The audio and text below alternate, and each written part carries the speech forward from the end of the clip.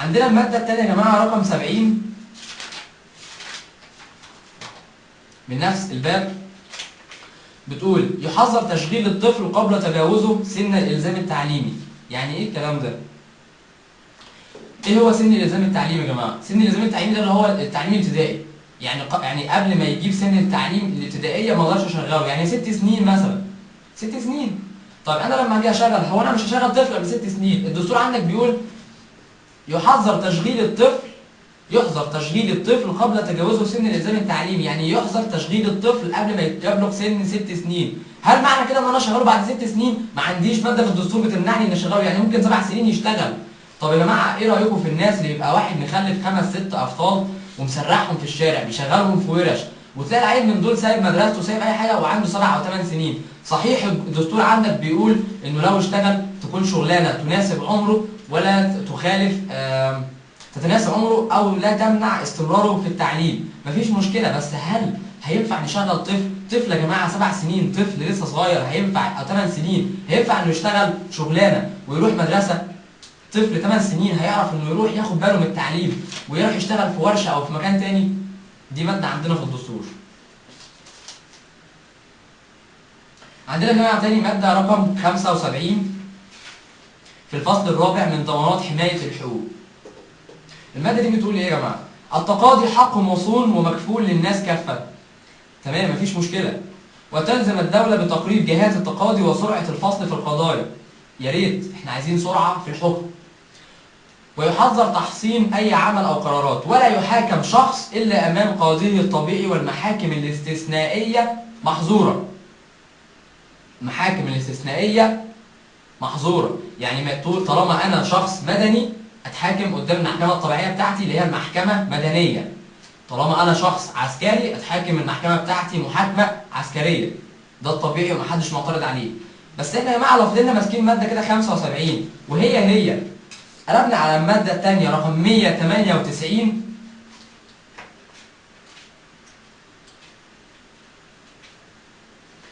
مادة 198 يا جماعة في الفصل الرابع في القضاء العسكري بتقول لا يجوز محاكمة مدني أمام القضاء العسكري إلا في الجرائم التي تضر بالقوات المسلحة.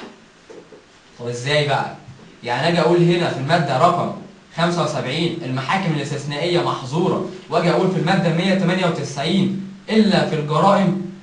يا جماعة يعني مش واخدين بالكم ان الدستور ملخبط شوية، او الدستور يمكن الناس اللي بتتكلم فيه مش مراعية عقول الشعب؟ ممكن، ليه لا؟ يعني انا دلوقتي لو عملت مشكله مع تخص اي يعني ايه الجرائم التي تضر القوات المسلحه؟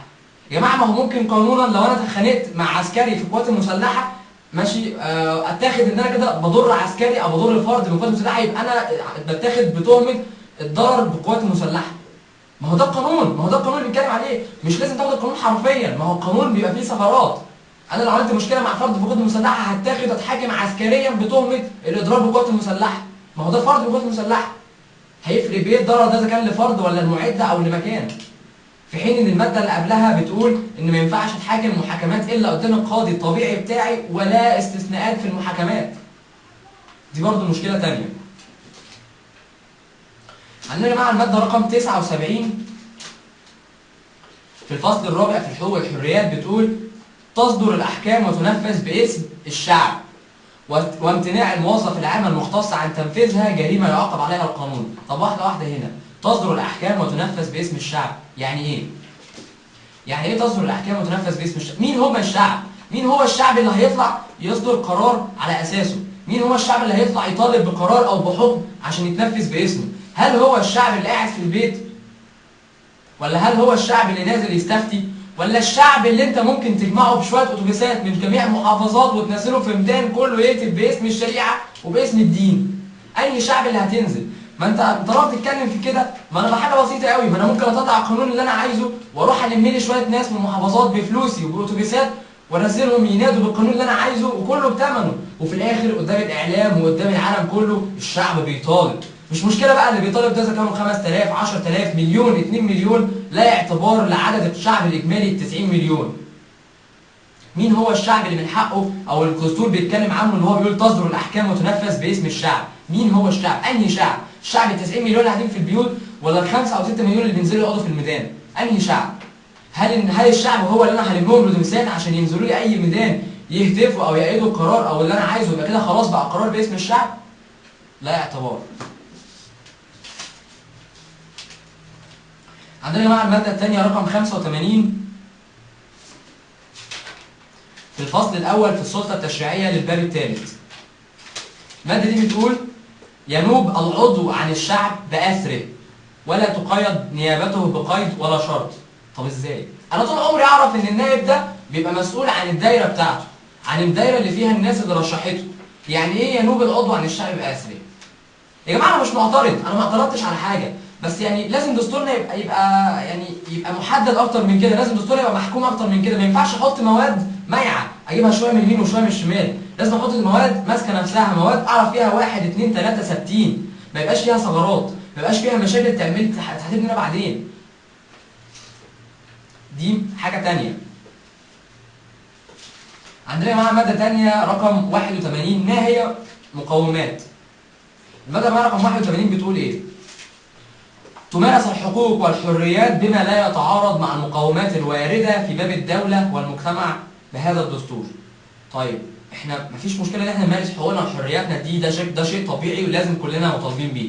بس ايه هي المقومات الواردة اللي هي بيتكلم بما لا يتعارض معها؟ ايه هي المقومات الواردة في باب الدولة؟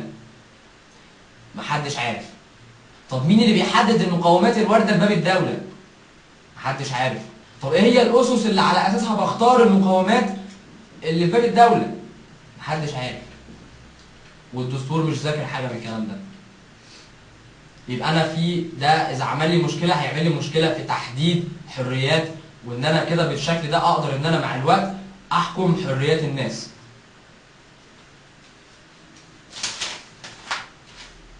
عندي يا جماعة مادة تانية رقم 138.